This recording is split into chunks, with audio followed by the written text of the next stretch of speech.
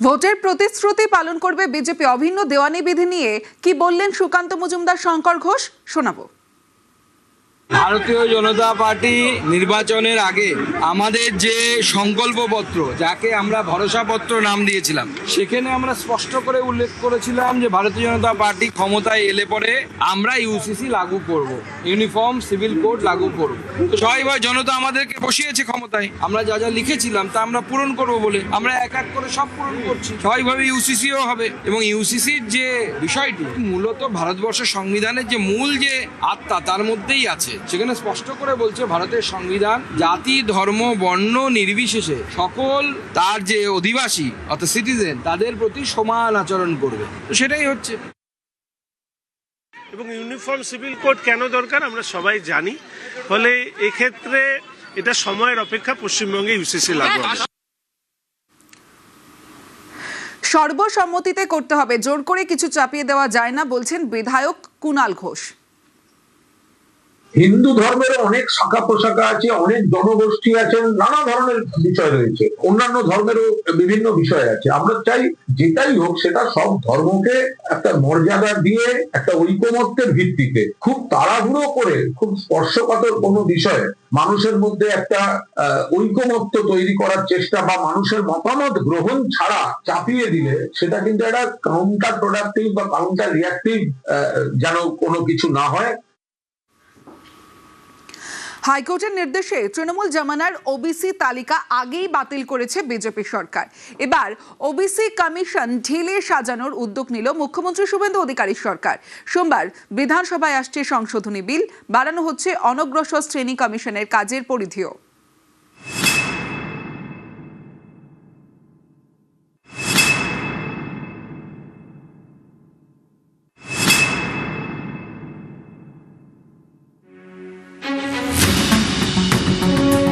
OBC, আদার backward class, অন্যান্য অনগ্রসর শ্রেণী। তৃণমূল জামানায় এই অনগ্রসর শ্রেণীর তালিকা নিয়েই ভুরি ভুরি অভিযোগ। ওবিসি তালিকায় মুসলিমদের ঢুকিয়েছিল তৃণমূল, যে তালিকা খারিজ হয়ে যায় কলকাতা হাইকোর্টে। পালাবদলের পর হাইকোর্টের নির্দেশে ওবিসি তালিকায় ৬৬টি জনগোষ্ঠীকে মান্যতা দেয় বাংলার প্রথম বিজেপি সরকার। তৃণমূল আমলে ওবিসি সার্টিফিকেট বিলির ক্ষেত্রেও দেদার বেনিয়মের অভিযোগ উঠেছিল। এবার ওবিসি কমিশন ঢেলে সাজানোর পথে হাঁটতে চলেছে মুখ্যমন্ত্রী শুভেন্দু অধিকারীর সরকার। সোমবার বিধানসভায় পেশ হবে পশ্চিমবঙ্গ অনগ্রসর শ্রেণী কমিশন সংশোধনী বিল ২০২৬। চলতি বাজেট অধিবেশনের প্রথম পর্বের শেষ দিন সোমবার এই বিল বিধানসভায় পেশ করার কথা অনগ্রসর শ্রেণী কল্যাণ মন্ত্রী গৌরীশঙ্কর ঘোষের। এই সংশোধনী আনার পেছনে সরকারের উদ্দেশ্য ওবিসি সার্টিফিকেট বিলিতে দুর্নীতি ঠেকানো, ওবিসি কমিশনের গুরুত্ব বাড়ানো, ওবিসি কমিশনকে আরো কার্যকরী করা। তারা গায়ের জোরে সবকিছু করতে চাইছেন, কারা অ্যাকচুয়াল ওবিসি হওয়া উচিত সে বিষয়ে না গিয়ে তারা যেহেতু পার্টি ক্ষমতায় ছিল তারা চাইছিল তাদের ক্ষমতাকে দেখাতে। তো নতুন সরকার আসার পরে সে মামলা থেকে বেরিয়ে আসা হয়েছে, এবং আমরা মহামান্য হাইকোর্ট সুপ্রিম কোর্ট যে রায় দিয়েছে সেই রায়কে অনুসরণ করেই আমরা আগের যে ৬৬টি জাতিগোষ্ঠী ছিল তাদেরকে রাখছি। আগামী দিনে ভেরিফিকেশনের মধ্য দিয়ে দেখা হবে যে আর কোনো জাতিগোষ্ঠীকে ওবিসি সম্প্রদায়ভুক্ত করা যায় কি। তৃণমূল জামানায় বিজেপি বারবারই প্রশ্ন তুলেছে, ওবিসি তালিকায় হিন্দুদের নানা গোষ্ঠীকে বঞ্চিত করে কেন মুসলিমদের ঢোকাচ্ছে সরকার। নতুন সংশোধনীতে তৃণমূল জামানার তালিকা বাদ যাচ্ছে। গত সরকারের আমলে বিরোধীদের অভিযোগ ছিল দুয়ারে সরকারের শিবির থেকে কোন রকম যাচাই ছাড়াই বিলি করা হচ্ছিল ওবিসি সার্টিফিকেট। পালাবদলের পর গোটা প্রক্রিয়াটাই হবে অনগ্রসর শ্রেণী কল্যাণ কমিশন এবং রাজ্য সরকারের নির্দিষ্ট দফতরের মধ্যে সমন্বয়ের ভিত্তিতে। ওবিসি তালিকা নিয়ে কোনো আপত্তি থাকলে অনগ্রসর শ্রেণী বা ওবিসি কমিশনে অভিযোগ জানানো যাবে। নাগরিকদের আবেদন বা আপত্তি যাচাই করে কমিশন মতামত দেবে। কমিশনের মতামতকে গুরুত্ব দেবে রাজ্য সরকার। পাশাপাশি নয়া এই সংশোধনীর মাধ্যমে ওবিসি কমিশনের সদস্য সচিব পদে নিয়োগের মাপকাঠি বদলের পথে বিজেপি সরকার। বর্তমানে সচিব স্তরে আধিকারিকদের কমিশনে নিয়োগ করা হয়।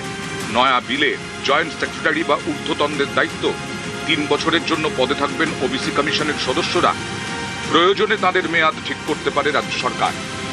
অতীতেও অভিযোগ উঠেছে পূর্বতন সরকারের আমলে যারা প্রকৃত অর্থে ওবিসি সংরক্ষণের আওতায় আসতে পারতেন তাদেরকে বাদ দিয়ে ভোট রাজনীতির কারণে এমন ব্যক্তিদেরকে বা এমন ধর্মীয় সম্প্রদায়কে বাছাই করে দেওয়া হয়েছে যার জেরে বিস্তর সমস্যা তৈরি হয়। আদালতের হস্তক্ষেপে সেই সমস্যার জট কিছুটা কাটাতে পারা গেলেও নয়া আইন এনে পূর্বতন সরকারের আমলে যে প্রথাগত ভুল তৈরি হয়েছিল তাকে সম্পূর্ণভাবে মিটিয়ে ফেলতে চাইছে নতুন সরকার। আর সে কারণেই আগামী সোমবার এই বিল অত্যন্ত গুরুত্বপূর্ণ হতে চলেছে। ক্যামেরা সুব্রত জানার সাথে আবির ঘোষাল, নিউজ 18 বাংলা, কলকাতা। বাংলায় অভিন্ন দেওয়ানি বিধি হবে অসম মডেলে। নবান্ন সূত্রে খবর, এমনই প্রস্তুতি নিচ্ছে রাজ্যের আইন দফতর। ইউসিসির বাইরে রাখা হতে পারে আদিবাসীদের। यूनिफॉर्म सिविल कोड बंगाल में होगा, प्रोसीड्योर होता है। गुजरात, उत्तराखंड, आसाम में जिस तरीके से हुआ प्रोसीड्योर मानते हुए होगा। এবার বাংলায় অভিন্ন দেওয়ানি বিধি, জাতি ধর্ম বর্ণ নির্বিশেষে একটাই আইন। 26-এর বিধানসভা ভোটের আগে প্রতিশ্রুতি দিয়েছিল বিজেপি, ক্ষমতায় এসে প্রতিশ্রুতি পূরণ। সোমবার বিধানসভায় ইউসিসি নিয়ে বলবেন মুখ্যমন্ত্রী শুভেন্দু অধিকারী।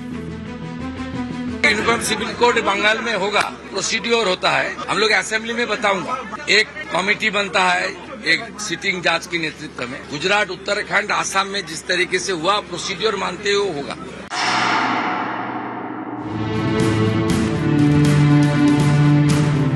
ইতিমধ্যেই উত্তরাখণ্ড, গুজরাট, অসমের মতো বিজেপি শাসিত রাজ্যে অভিন্ন দেওয়ানি বিধি চালু হয়েছে।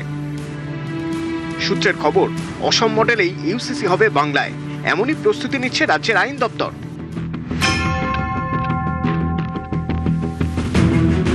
অসমে অভিন্ন দেওয়ানি বিধি আইন পাশ করিয়েছে হিমন্ত বিশ্ব শর্মার সরকার। সেই অনুযায়ী বহু বিবাহ নিষিদ্ধ, একের বেশি বিয়ে করলে 7 বছর পর্যন্ত সাজা হতে পারে। বিয়ে রেজিস্ট্রেশন করাতেই হবে। লিভ ইনের ক্ষেত্রেও রেজিস্ট্রেশন বাধ্যতামূলক। লিভ ইন সম্পর্কে হওয়া সন্তান বৈধ উত্তরাধিকারী। সম্পত্তির অধিকারে ছেলে ও মেয়ে সমান। বিয়ের ন্যূনতম বয়স ছেলেদের ক্ষেত্রে 21, মেয়েদের ক্ষেত্রে 18।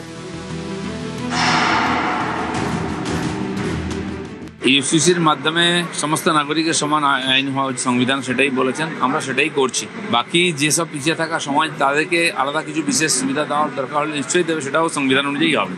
আমরা চাই যেটাই হোক সেটা সব ধর্মকে একটা মর্যাদা দিয়ে একটা ঐকমত্যের ভিত্তিতে, খুব তাড়াহুড়ো করে খুব স্পর্শকাতর কোনো বিষয় মানুষের মধ্যে একটা বা মানুষের মতামত গ্রহণ ছাড়া চাপিয়ে দিলে সেটা কিন্তু একটা কাউন্টার প্রোডাক্টিভ বা কাউন্টার রিয়াক্টিভ যেন কোনো কিছু না হয়। অসমে অভিন্ন দেওয়ানি বিধির বাইরে রাখা হয়েছে আদিবাসীদের। নবান্ন সূত্রে খবর, অসমের পথে হাঁটতে চলেছে পশ্চিমবঙ্গ। তপশিলি উপজাতি বা এসটি সম্প্রদায়ের নিজস্ব আইন ও রীতি রয়েছে, সেটাই বজায় থাকবে। তাদের অভিন্ন দেওয়ানি বিধির আওতায় আনা হবে না। রাজ্য বিজেপি সভাপতি সমীক ভট্টাচার্য সোশ্যাল মিডিয়ায় লিখেছেন, পশ্চিমবঙ্গে অভিন্ন দেওয়ানি বিধি দরকার। আইনের চোখে সব নাগরিকের সমান অধিকার নিশ্চিত হওয়া উচিত। সংবিধানের অনুচ্ছেদ 366-র 25 এবং অনুচ্ছেদ 342 অনুযায়ী স্বীকৃত তপশিলি জনজাতিরা এই আইনের আওতার বাইরে থাকবেন। তাদের সংবিধান স্বীকৃত প্রথা, রীতি, বিশেষ অধিকার সংরক্ষিত থাকবে। সব নাগরিকের জন্য একই বিধান।